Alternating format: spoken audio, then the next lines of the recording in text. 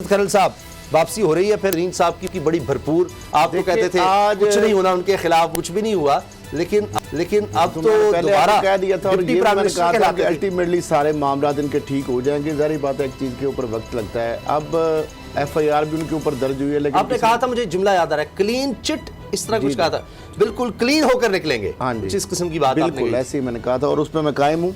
अब मामला ये है कि आज याद आया इमरान खान साहब को, जब आपको पता है जब भी मामला होता था जोड़ तोड़ का, जहाज उनका भागता था, आज़ाद उम्मीदवारों को ले जाके वहाँ पे इमरान खान साहब के पास दुपट्टे जाग पहनाए जाते थे पार्टी के। तो मामला जब ये बात हुई कि सेनेट के इलेक्शन के हवाले से चेयरमैन जिसने पंजाब के अंदर टिकटों की तकसीम करनी है, जो ज़मैली कमेटी है, किसको होना चाहिए, राजा रियाज ने तजवीज़ दे दी कि जनाब जहांगीर तरीन जो है वो उनकी पार्टी के लिए बेपनाह खिदमात है, बहुत बड़ा और इस मामले के अंदर उनकी जो एक्सपर्टीज़ है उससे ज़्यादा कोई बेहतर नहीं हो सकता जी। और साथ ये भी सजेशन दी गई कि चौधरी सरवर जो है उनको भी, एजाज चौधरी को भी जो है, और शाह महमूद कुरैशी जो है उनको, और आमिर डोगर, हाँ आमिर डोगर का मेरे ख्याल गालबन उसमें जिक्र नहीं है। अच्छा, तो अब मामला ये इस हवाले से शहबाज गिल साहब जो है, आमिर कियानी साहब, सॉरी, अच्छा आमिर कियानी साहब, अच्छा, तो शहबाज गिल साहब ने मेरा ख्याल है कि थोड़ी सी शायद मुखालफत की, शिबली फराज साहब और उनकी आपस में भी नोकझोंक हुई। तो मामला ये है कि उसामा साहब, ये तो बात पहले जिस तरह इमरान खान साहब की मुलाकात हुई परवेज़ लाई साहब से, इमरान खान साहब ने उनको भी यही कहा कि टास्क जिस तरह वही फिर है कि नून लीग जो अपनी कोशिश कर रही है सेनेट के इंतखाब के अंदर कि जो 4 सीटें हैं वो किसी न किसी तरीके से 4 हासिल कर ले, ठीक, और PTI ये चाहती है कि जो हमारी सीटें हैं उससे हम ज़्यादा हिस्सा ले लें। काफ लीग जो है वो भी चाहती है कि हम अपनी मतलूबा जो सीटें हैं उनसे भी ज़्यादा शेयर लें। तो अब देखना ये है कि बाकी रहा कि जहांगीर तरीन साहब की फौरी वापसी, वो मुझे अभी नज़र नहीं आ रही, क्योंकि उसके लिए वो FIR वगैरह, खराज वगैरह प्रॉपर जो क्लीन चिट होगी ना, क्योंकि इमरान खान साहब के लिए भी अब मुश्किल हो जाएगा हाई मॉरल ग्राउंड पे जब वो खड़े होंगे, क्योंकि ये शोर मच जाएगा एकदम कि जनाब अगर यही सारा कुछ आपने करना था, इतनी एक्सरसाइज करने की ज़रूरत क्या थी। तो लिहाजा फौरी तौर पर मेरा नहीं ख्याल कि वो सामने आके पीछे से रह के वो कर सकते हैं, कुछ इस तरह पार्टी किरदार अदा कर सकते हैं, लेकिन सामने आके मेरा नहीं ख्याल कि अभी मुनासिब होगा इमरान खान साहब के लिए रिकमेंड करें। बाबर डोगर साहब, ज़रूरत तो है, क्योंकि हमने देखा पिछली दफ़ा सेनेट इलेक्शन में खैबर पख्तूनख्वा से MPs ने वोट दे दिया तहरीक इंसाफ की मर्जी और मंशा के खिलाफ, और हत्ता के फिर नोटिस भेजने पड़े। तो अब हुकूमत कह रही है, शिबली फराज साहब ने कहा है कि जी हम आईनी तरमीम लाएंगे ओपन बैलेटिंग के लिए, लेकिन वो आईनी तरमीम के लिए नंबर्स नहीं है। फिर जिस तरह जहांगीर तरीन साहब ने जोड़ तोड़ किया, और ख़ुद उसके बाद ये जब सारा मामला ख़राब हुआ, चीनी स्कैंडल आया, उसके बाद भी इंटरव्यूज़ में कहा कि इलेक्टेबल्स की सियासत मैं लेकर आया तहरीक इंसाफ में, उससे पहले देख लें तहरीक इंसाफ का क्या हाल था। तो अब चीनी भी 5 रुपये किलो सस्ती हो गई है। बाबर साहब, कोई रास्ता बनता है?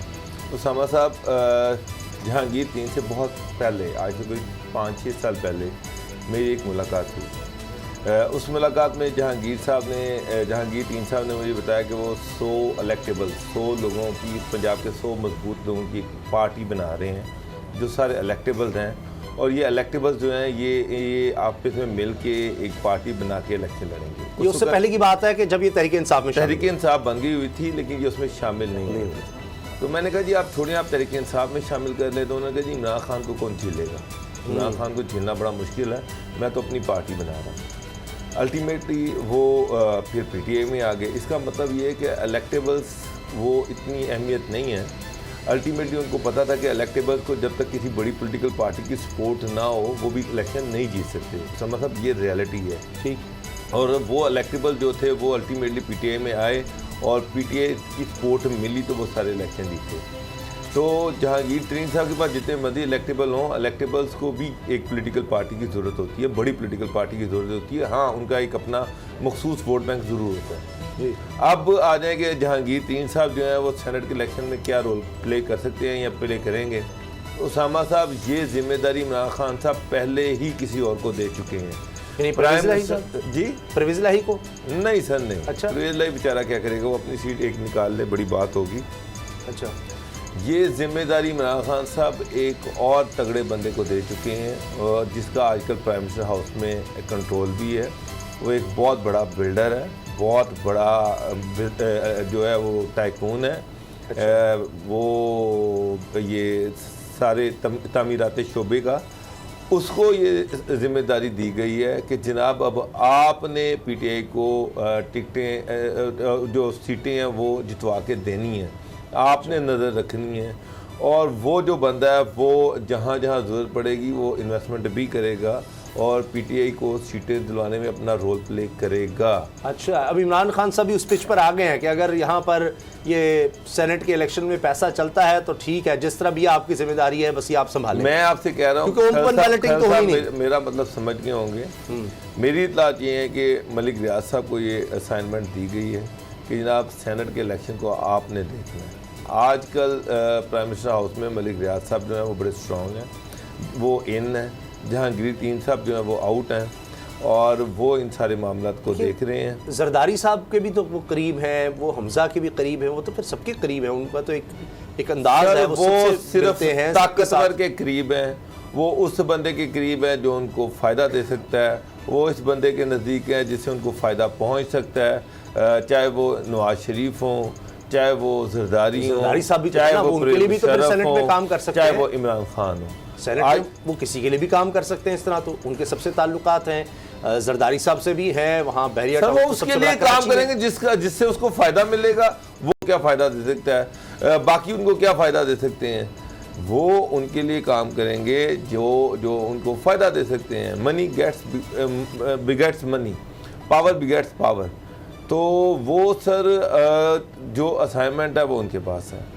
अच्छा। जहांगीर तीन जो है वो अब आपको नहीं नजर आ रहा जहांगीर वो मुझे उनका अभी फिलहाल इमीडिएटली कोई रोल प्ले नहीं वो कर सकते। हाँ, राजा रियाज साहब जो हैं उनको फैसलाबाद से पीटीआई का टिकट दिलाने वाले, पीटीआई में शामिल करवाने वाले जहांगीर तरीन है। राजा रियाज साहब वैसे भी गवर्नमेंट से नाराज़ रहते हैं, वो समझते थे कि उनको अच्छा। शायद कोई मिनिस्ट्री दी जाएगी, कोई बड़ा ओहदा दिया जाएगा, लेकिन जिसने उनको दिलवाना था वो खुद आउट हो गया। तो राजा साहब जो है उनकी ख्वाहिश है कि जहांगीर तीन वापस आएँ। अगर जहांगीर तीन पीटीआई में वापस आते हैं किसी अहम पोजीशन पर तो ऑफकोर्स उसका अल्टीमेटली फ़ायदा राजा रियाज को भी पहुँचेगा जो कि बिल्कुल आउटकास्ट हुए हैं। ठीक। अच्छा, असद खरल साहब, ये जो शिबली फराज साहब को मैं पढ़ रहा था, उन्होंने कहा है कि जी हम आइनी तरमीम लेकर आएंगे। कैसे लाएंगे आइनी तरमीम? शिबली फराज साहब ने, मैं कल भी उनका देख रहा था, उनको सुन रहा था, वो ये कह रहे थे कि हमें पार्लियामेंट में भी जाना पड़े तो हम जाएंगे। अब मामला ये है कि पार्लियामेंट के पास इनके पास अक्सरियत नहीं है, यानी ये जो आइनी तरमीम है उसका करने के लिए जो मतलूबा तादाद है वो इनके पास है नहीं। तो मुझे नहीं समझ आ रही कि पार्लियामेंट में, हाँ एक बात हो सकती है कि इस तरह इमरान खान साहब भी कहते हैं कि हम एक्सपोज करें, क्योंकि ये नून लीग का भी ये पहले मुतालबा था। अभी जब इसके हवाले से जब ये सारा एक पटिशन और जो ओपिनियन लेने की बात की, उससे पहले नून लीग भी कहती थी हाँ शो ऑफ हैंड के जरिए होना चाहिए, और पीपल्स पार्टी भी ये कहती थी। एक दफ़ा मौके पे कहा भी पीपल्स पार्टी ने, लेकिन जब हुकूमत ने ये बात, इमरान खान साहब ने बात की, सुप्रीम कोर्ट से ओपिनियन लेने की बात की, तो उस वक़्त इन्होंने बिल्कुल दूसरी तरफ चला गया इनका मामला। तो मे भी उसका मकसद ये हो कि इनको पूरी तरह एक्सपोज किया जाए ताकि आवाम को इनके असल चेहरे दिखाया जाए कि जनाब हॉर्स ट्रेडिंग जो है या ब्रीफ केस की जो पॉलिटिक्स है उसके हम खिलाफ हैं जी, और ये उसके हक में है। यानी इनकी जो हिपोक्रेसी है, जो मुनाफकत है, उसको इमरान खान साहब एक्सपोज करना चाहते हो। दूसरी बात जो सेनेट के इलेक्शन के अंदर रोल की बात है, अगर डोगर साहब की बात ही मान ली जाए तो देखें पंजाब के अंदर डेंट पड़ना है नून लीग को।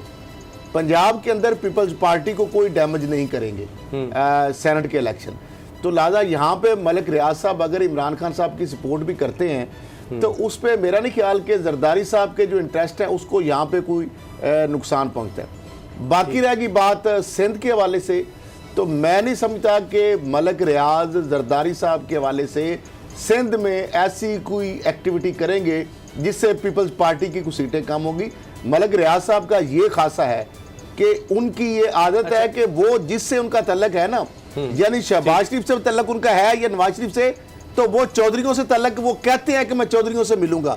ठीक, जरदारी साहब से तल्लक है। अच्छा, तो वो एडमिट करते हैं। मरियम भी मिली है जाकर जी, तो अब मरियम साहब अभी जनाब वो इज़हार यकजहती के लिए पहुंच गई है, पैलेस गई हैं। सब्सक्राइब करें और बेल दबाएं ताकि कोई खबर रह न जाए।